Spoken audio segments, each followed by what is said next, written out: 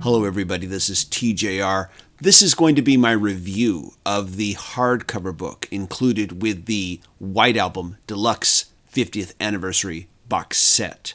I will do a separate video which will include my review of just the session tracks and the Escher demos.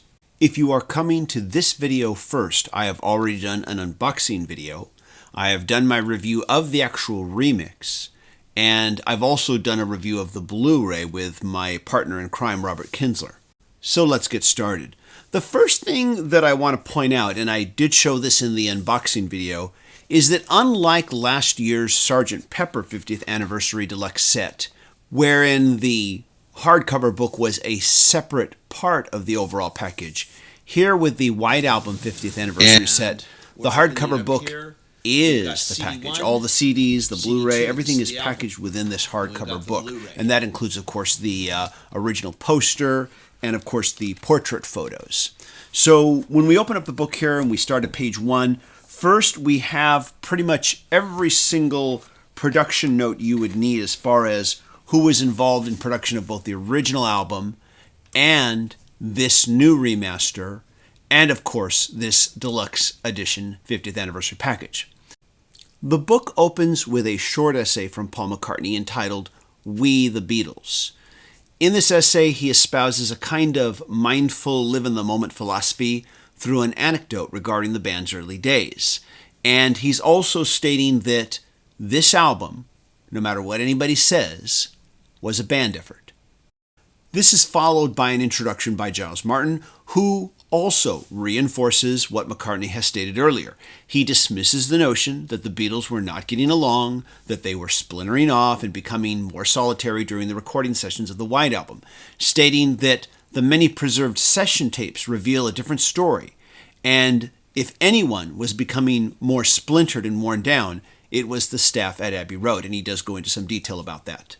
This is followed by what I will refer to as the book's first chapter. It's entitled The Way to White. It's an essay by Kevin Howlett, who will be writing a large portion of the text in this book. This chapter picks up where last year's deluxe hardcover book of Sgt. Pepper left off. First, detailing the aftermath of Sgt. Pepper, and how the legendary broadcast of All You Need Is Love was not liked by everyone in Britain at the time, and how in the UK, Magical Mystery Tour was not released as an album like it was in the US, and so therefore it was not considered a proper follow-up to Pepper. And that the White Album, while in its early untitled genesis, was considered by the UK as the follow-up to Sgt. Pepper.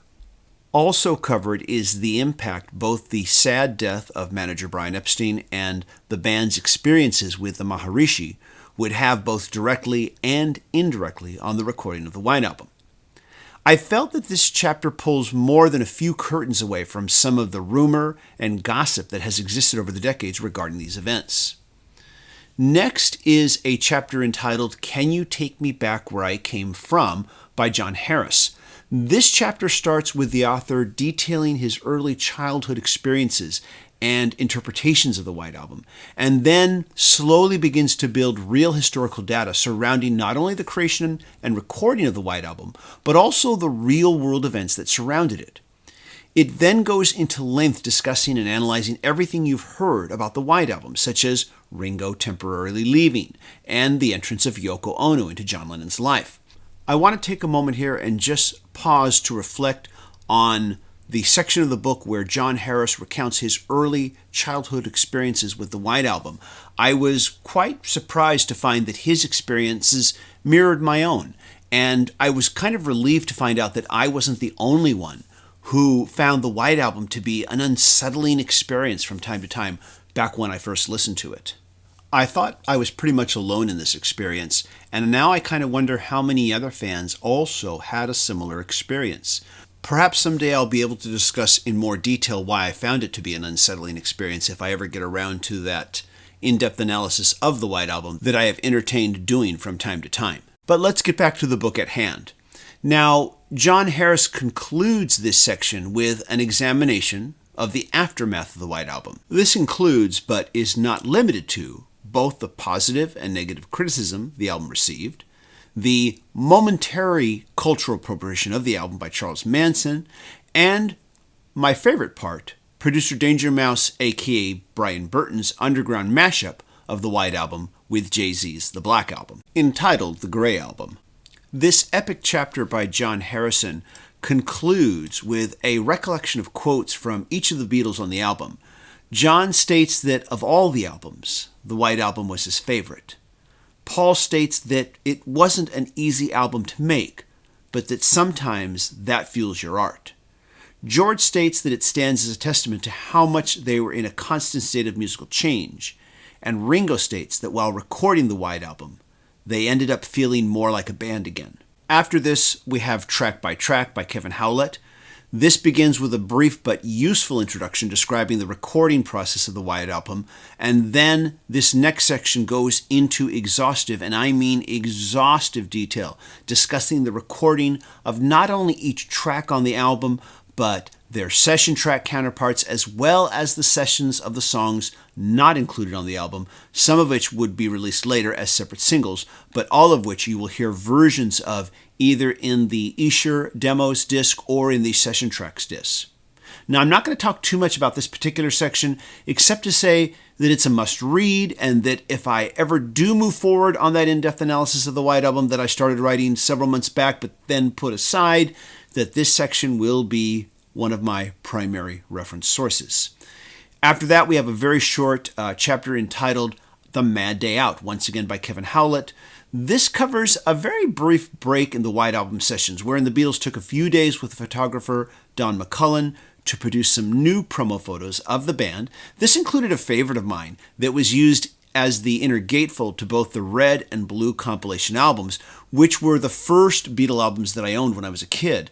These were released back in 1973, and it features the Beatles hanging out with a group of onlookers behind the iron railings of St. Pancras Church. Up next is White on White by Andrew Wilson. This chapter covers the conception of the album's packaging and its minimalist cover.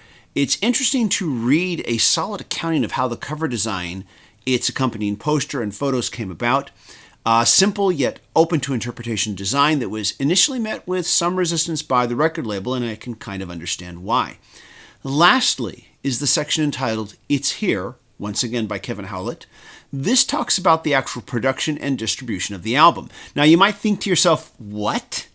But it turns out to be more interesting than you might imagine, and includes some interesting anecdotes detailing how, for instance, A Visit to America by George Harrison kept Capitol Records from releasing an overcompressed version of the White Album in the United States, and how John Lennon's cartoon drawing of himself and Yoko naked got censored in some countries.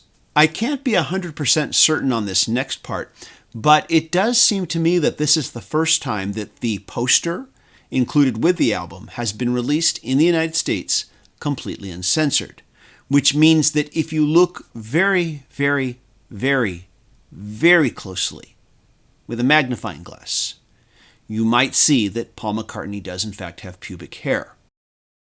Quite frankly, I'm not sure which one is more ridiculous. The concern that teenagers might see a scribble drawing of John Lennon and Yoko Ono naked, or the possibility that you might be able to see that Paul McCartney has pubic hair. The book also contains an amazing collection of photos, reproduced handwritten lyric sheets, and production notes. This book exists to both deepen your appreciation and give you more insight into the White Album, and I would say it does its job rather well. Stay tuned for my review of the Escher demos and the session tracks. Hi, this is TJR. If you like this video, please be sure to click like, click subscribe, and also click the bell notifications icon so you can know when I release new videos. And if you'd like to help me make more videos, please go to my Patreon page at patreon.com/TJRTheOriginal and make a monthly pledge. Pledging as little as the cost of 1 cup of coffee a month can make a huge difference. Patreon supporters get access to exclusive early content, and it's also the best way to suggest a video topic. And even if you can't become a patron supporter at this time, I still want to say thank you for watching the video, and I look forward to checking out your comments.